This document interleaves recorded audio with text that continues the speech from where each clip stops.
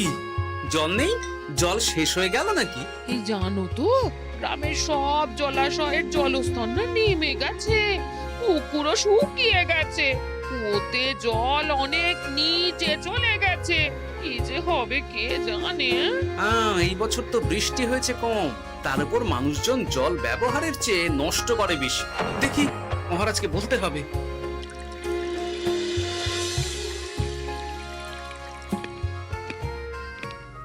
এই তো গোপাল এসে গেছে। শুনেছো, রাজ্যে সকল জলাশয়ে শুধু শুনিনি, চাক্ষুষ দেখেছি, আর এর কারণ ও তার সমাধানও ভেবে এসেছি মহারাজ। তুমি কি বলতে চাইছো সেটা বলো না খোলসা করে।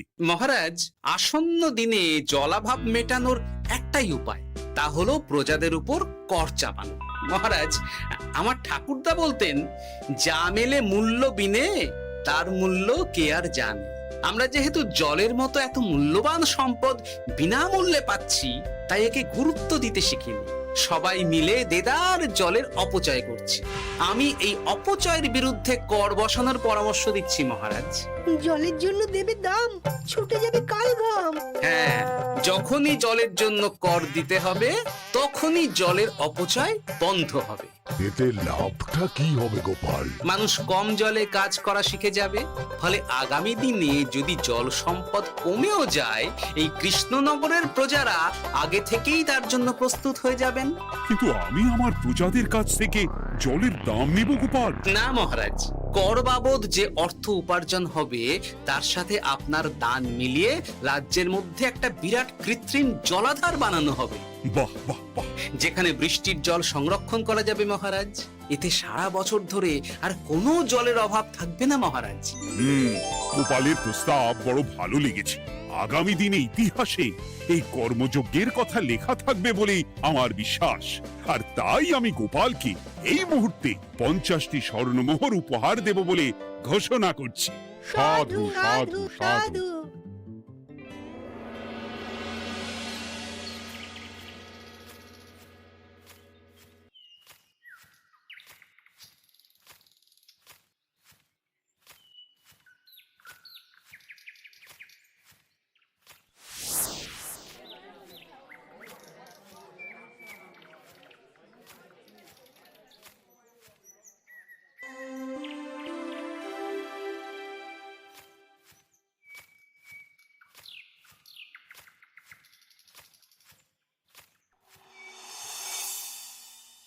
মানে আমার এই এতটুকু স্বাদ তুমি পূর্ণ করবে না? আমি কি নিজের জন্য চেয়েছি নাকি? সবই তো পাবে তোমার মেয়ে আর জামাই। হ্যাঁ, সে বুঝেছি গিন্নি, তাই বলে এতগুলো মুদ্রা আমি খরচ করতে পারবো না। পারবে না? আমি তাঁতির বাড়ি থেকে মেয়ে জামাইয়ের জন্য কয়েকটা শাড়ি আর ভালো পাঞ্জাবি কিনে একটু পাঠাবো। কিন্তু এখন আমার কাছে অত মুদ্রা নেই গিন্নি, পরে পেলে আমি ঠিক তোমার স্বাদ পূরণ করব। আবার বাজে কথা বলার জায়গা পাও না তুমি। এতক্ষণ কোথায় ছিলে গো? আমি বেলায় নদীর পাড়ে গিয়েছিলাম, তখন কমলা আমাকে বলল তোমায় নাকি দেখেছে। কি দেখেছি?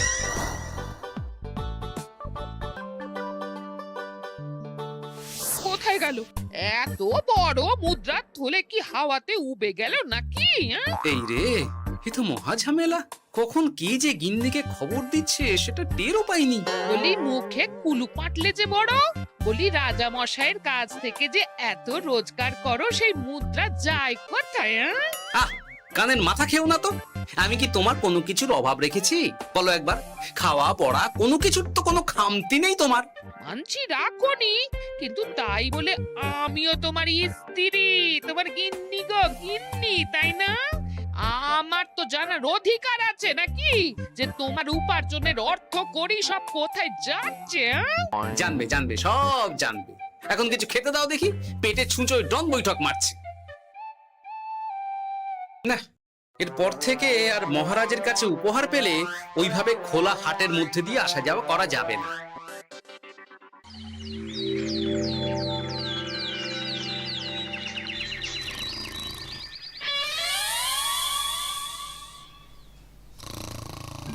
তোমার আর কোনো চিন্তা নেই গোপাল।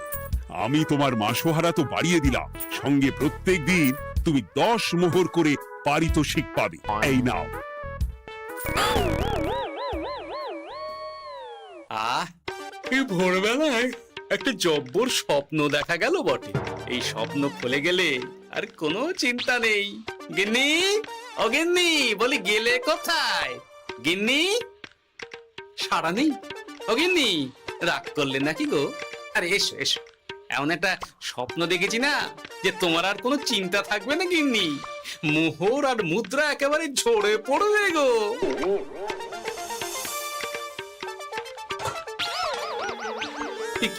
এইসব ফলাহার সাজিয়ে রেখে গেল কোথায় গিন্নি? নিজের বাপের বাড়িতে তো যাবে না, কেউ নেই সেখানে। মেয়ের বাড়ি গেল নাকি? না, মেয়ের বাড়িতে তো গিন্নি যায় না। তাহলে না না, খালি পেটে এত ভাবতে পারছি না। আগে মুখ হাত ধুয়ে এসে কিছু খেয়ে নি, তারপর দেখি গিন্নি কোথায় গেল। না, গিন্নিকে তো কোথাও দেখলাম না। গেল কোথায়? যাকে আগে রাজবাড়িতে তো যাই, ফেরার সময় না হয় আবার খোঁজ নেব, ততক্ষণে ফিরেও আসতে পারে।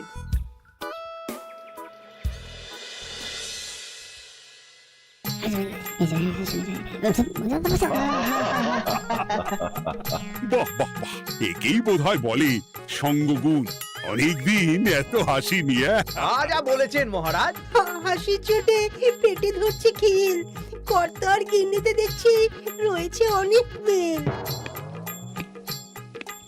কি গিন্নি, তুমি এখানে কি করছো? একই গোপাল, তুমি রাজসভায় এলে যে বড়। তুমি নাকি রাজসভার কাজ থেকে অবসর নিতে চেয়েছো? হ্যাঁ, এই কথা কে বললো মহারাজ? এই তো উনি বললেন। বলি আমি আবার কি করব? তুমি আমায় একটা কাজ দিলে আর সেটা আমি করব না বলো? আমি তোমায় কাজ দিলাম? কি কাজ? বাবা গোপাল, তুমি কি আকাশ থেকে পড়লে নাকি? তুমিই তো তোমার গিন্নিকে বলে পাঠিয়েছো যে তুমি আর রাজসভার কাজে যোগ দিতে চাও না। তোমার নাকি আর কাজে মতি নেই, তুমি বিশ্রাম চাও। এই রে, গিন্নি দেখি ভয়ঙ্কর চাল দিয়েছে। আমার নামে রাজসভায় এসে এইসব বলেছে। তাই কথা ঠিকই গোপাল, যে তোমার অবসর গ্রহণের কথা শুনে আমি বিশেষ মনমরা হয়ে পড়েছিলাম। কিন্তু তোমার গিন্নি যেভাবে রাজসভায় হাসি মজা হুল্লোড় পরিবেশন করছে, তাতে আমার মনে হচ্ছে এই সাপে বর হয়েছে। এই বেলা যদি গোপালকে কায়দা করে রাজসভা থেকে তাড়ানো যায়, তাহলে আমার পথ থেকে বিরাট বড় একটা কাঁটা উপড়ে ফেলা যাবে। গোপাল গিন্নি সবার মধ্যে বিলিয়েছেন হাসি, তার জন্য রাজামশাই হয়েছেন ভারী খুশি। হ্যাঁ গোপাল, তাই আমি ঠিক করেছি তোমার স্থানে আমি তোমার গিন্নিকেই বহাল করব। হ্যাঁ, তোমার সঙ্গে ঘর সংসার করে ওর বুদ্ধি বেশ খোলতাই হয়েছে, সেটা বোঝাই যাচ্ছে। এছাড়াও আমাদের অনেক পরামর্শ দিয়ে সাহায্যও করতে পারবে। তাছাড়া উনি মহিলা বলে অন্দরমহলেও যেতে পারবেন। রানীমাও খুশি হবেন বলেই তো আমার বিশ্বাস। কি গোপাল গিন্নি, তোমার এই কাজ করতে কোনো আপত্তি নেই তো? আপত্তি কেন থাকবে মহারাজ? আমি ধন্য আপনি আমায় এত বড় সম্মান দিচ্ছেন বলে। এ তুমি আমার কত বড় সর্বনাশ করলে গিন্নি। তুমি কিনা শেষে আমার চাকরিটাই খেলে। এটা গোপালের জন্য বড় ভালো হলো, তাই না? কোনো কাজ করতে হবে না, কিন্তু রোজগার আগের মতোই থাকবে। অবসর আর উপার্জন একসাথে। না হে গোপাল, তুমি আর এখানে কাঁচুমাচু মুখে দাঁড়িয়ে না থেকে নিজের বিশ্রামে ব্যাঘাত ঘটিও না। আমাকে সবার কাজ শুরু করতে দাও। যথা আজ্ঞা মহারাজ।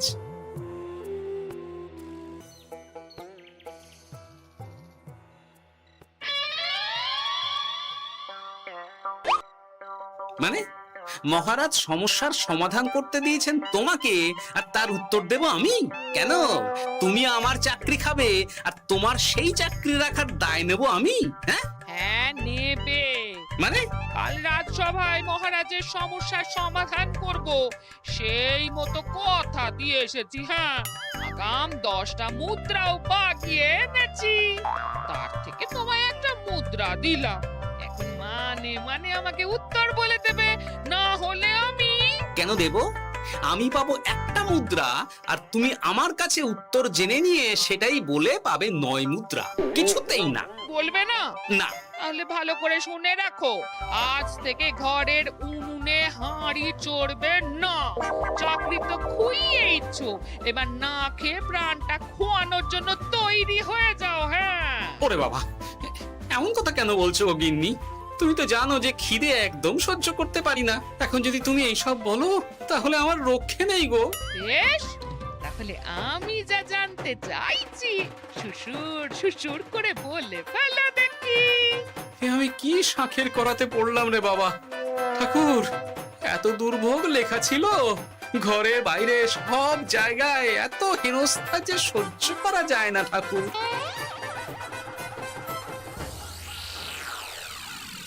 একেই তো বলে গো গিন্নি, মেঘ না চাইতেই জল। এতদিন কতভাবে চেষ্টা করেছি গোপালকে রাজসভা থেকে তাড়াবার, আর গোপাল নিজেই কিনা রাজসভা থেকে পালিয়ে গেল। সব বলছো? তোমার শরীর ঠিক আছে তো? শরীর মন সব ঠিক আছে, তবে গোপালের বদলে কাকে বহাল করা হয়েছে শুনলে তোমার মাথা ঘুরে যাবে। কাকে? গোপাল গিন্নিকে। আমার কিন্তু বিষয়টা খুব একটা সরল ঠেকছে না গো। গোপাল ভাঁড়ের বুদ্ধি তো আর যে সে বুদ্ধি নয়।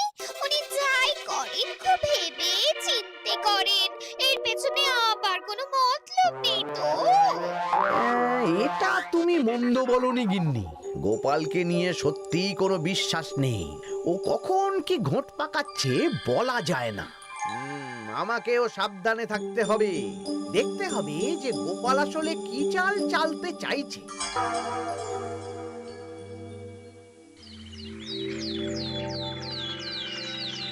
হ্যাঁ গোপাল গিন্নি, এই একটাই প্রশ্ন আমায় সারা রাত ধরে জাগিয়ে রেখেছে। মানুষ মরে ভূত হয়, ভূত কি মরে? তাহলে ভূত মরলে কি হয়? ইয়ে মানে মহারাজ, এই প্রশ্নের উত্তর আমার আজকে দিতে ইচ্ছে করছে না। হ্যাঁ, আমি না হয় আপনাকে আগামীকাল এই প্রশ্নের উত্তর দেব, ঠিক আছে? হ্যাঁ, গাছ থেকে পড়ে গেলে জাপটে ধরে ডালকে। আজকের প্রশ্নের উত্তর উনি দেবেন কালকে। না হে গোপাল গিন্নি, তা হয় না। এই প্রশ্ন আমাকে সারা রাত বিচলিত করেছে। আবার যদি আজকেও এই প্রশ্নের উত্তর না পাই, তাহলে তো আবার একটা নিদ্রাহীন রাত আমাকে কাটাতে হবে। ইয়ে মানে আমি বলছিলাম কি মহারাজ, গোপাল গিন্নি তো সদ্য এই কাজে বহাল হয়েছে, তাই তাকে তো একটু সময় দেওয়া দরকার নাকি? কিন্তু প্রশ্নের উত্তর না পেলে যদি মহারাজের শরীর খারাপ হয়, তার দায় কে নেবে মন্ত্রী মশাই? এই রে,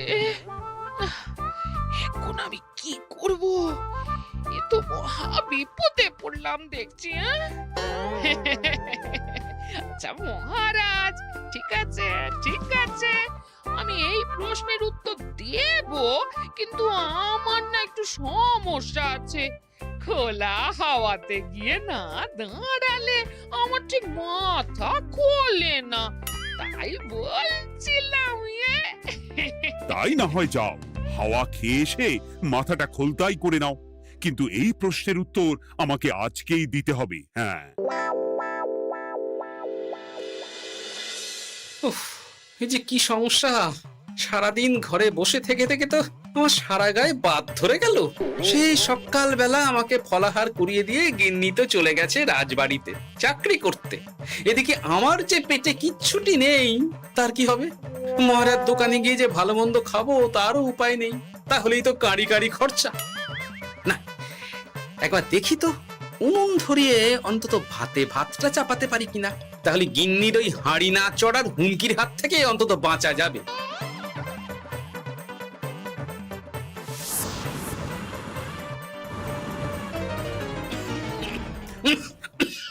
ও বাবা গো, ও বাবা, এত কেসে কেসে সোজা শেষ যাত্রা হয়ে যাবে আমার। না, এর চেয়ে না খেয়ে মরাও ঢের ভালো। দেখি তুমি বাড়িতে কেন? এত হাঁপাচ্ছ কেন? ষাঁড়ে তাড়া করেছে নাকি? আরে না গো, মানুষ মরে ভূত হয়, ভূত কি মরে? তাহলে ভূত মরলে কি হয়? খোলা হাওয়াতে গিয়ে না দাঁড়ালে আমার ঠিক মাথা খোলে না। ও, এই হলো ব্যাপার। বেশ, এর উত্তর তোমায় আমি বলে দিচ্ছি। ভূত মরে প্রথমে এক ঝুড়ি অন্ধকার হয়, সেই অন্ধকার হাওয়াতে উড়ে বেড়ায়। এক সময় সেই অন্ধকার পাতলা হতে হতে কুয়াশার মতো হয়ে যায়। ব্যাস, মিটে গেল। ব্যাস, মিটে গেল। যদি রাজা মশাই এই কথা বিশ্বাস না করেন, তুমি হলপ করে বলবে আপনি যখন মরবেন একদম মিলিয়ে নেবেন মহারাজ।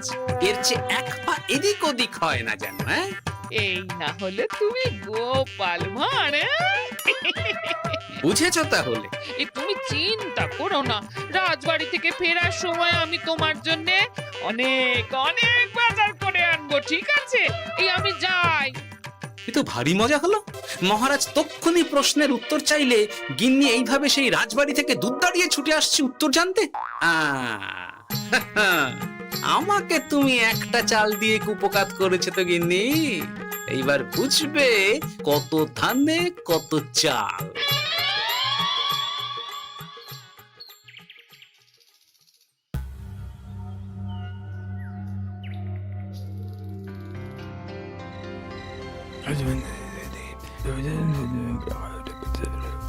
বুঝেছিস তো তোর কাজটা? খুব বুঝেছি গোপাল দাদা। নেই, এবার লেগে পড় দেখি।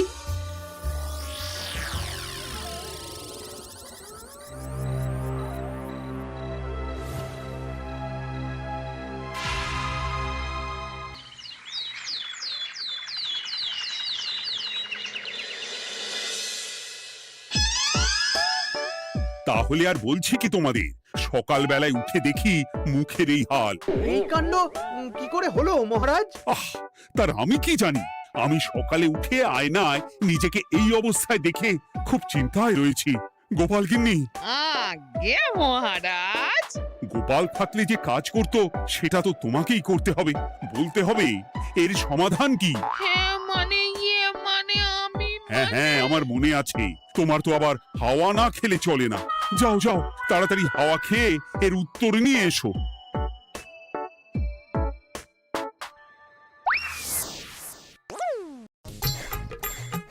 এই জন্য তুমি এত দূর ছুটে এলে গিন্নি?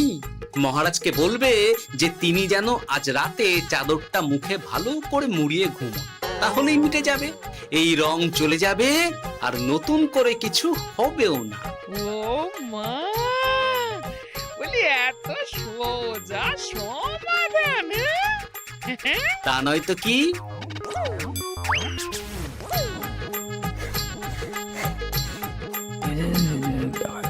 কাল সারা রাত আকাশে একবার দেখলাম চাঁদ উঠেছে, আর একবার দেখলাম ঘোর অমাবস্যা। এর কারণ কি? একই রাতে দুই তিথি হয় কি করে? মানে আর একটা সমস্যা, হ্যাঁ, এটা আগে বললেই তো হতো মহারাজ।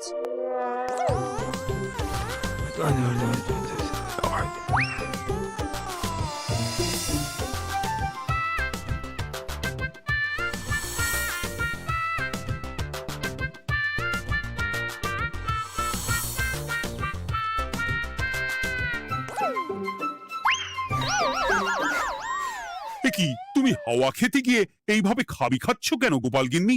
এর কারণ আমি জানি মহারাজ। সে কি কাণ্ড! তুমি কি করে জানলে? গোপাল গিন্নি মোটেও হাওয়া খেতে যায়নি মহারাজ, সে গেছিল নিজের বাড়িতে গোপালের কাছে আপনার বলা প্রশ্নের উত্তর জেনে আসতে। মানে গোপাল গিন্নি তার মানে আমাকে ঠকিয়েছে? তা জানি না মহারাজ, তবে আমার মনে হয় এর পেছনে গোপালের কোনো গভীর ষড়যন্ত্র আছে, না হলে সে এমনটা করবে কেন? আর এক রাতেই আপনার সাথে এতগুলো অদ্ভুত ঘটনা পর পর ঘটবে কেন? বটে, এক্ষুনি গোপালকে ডেকে আনো।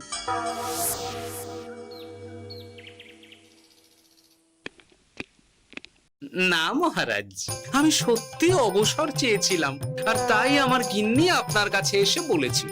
ওর কোনো দোষ নেই মহারাজ। না মহারাজ, আমি মিথ্যে কথা বলেছি। হ্যাঁ, উনি আপনার কাছ থেকে পাওয়া সোনার মোহর নিয়ে বাড়ি যান না, তাই আমি ওকে শায়েস্তা করতে এই ফন্দি করেছিলাম। আসলে মহারাজ, আমি আপনার কাছ থেকে পাওয়া সোনার মোহর জল প্রকল্পের কাজে লাগাবো বলে কিছু জনকে নিয়ে একটা দল গঠন করতে গিয়েছিলাম, আর তাদের কাছেই ওগুলো রেখে এসেছি।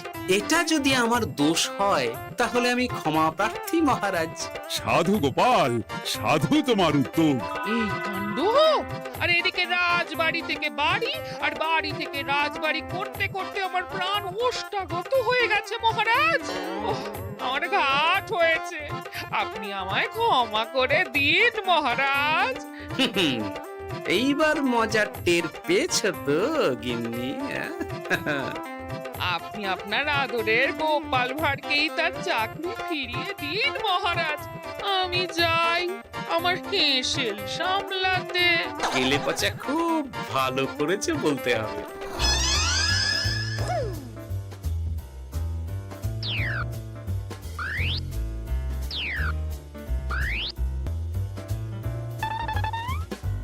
তবে মহারাজ, অমাবস্যা পূর্ণিমা সব আমার বুদ্ধিতেই কেলেপচা করেছিল। আপনার ওই মুখের রং, ওটি একটি বিশেষ রং যার আয়ু একদিন, তাই ওটা এমনিই মিলিয়ে গেছে। হ্যাঁ, সেই বরং ভালো। তুমি তোমার গিন্নিকে নিস্তার দাও গোপাল। তাছাড়া আমিও আমার গোপালকে ছেড়ে আর থাকতে পারছি না। যথা আজ্ঞা মহারাজ। আমারও যে আর এই অবসর ভালো লাগছে না মহারাজ। গোপাল ছাড়া রাজসভা যে লাগে ফাঁকা ফাঁকা, তাই তো আবার চাকরিতে তাকে বহাল রাখা।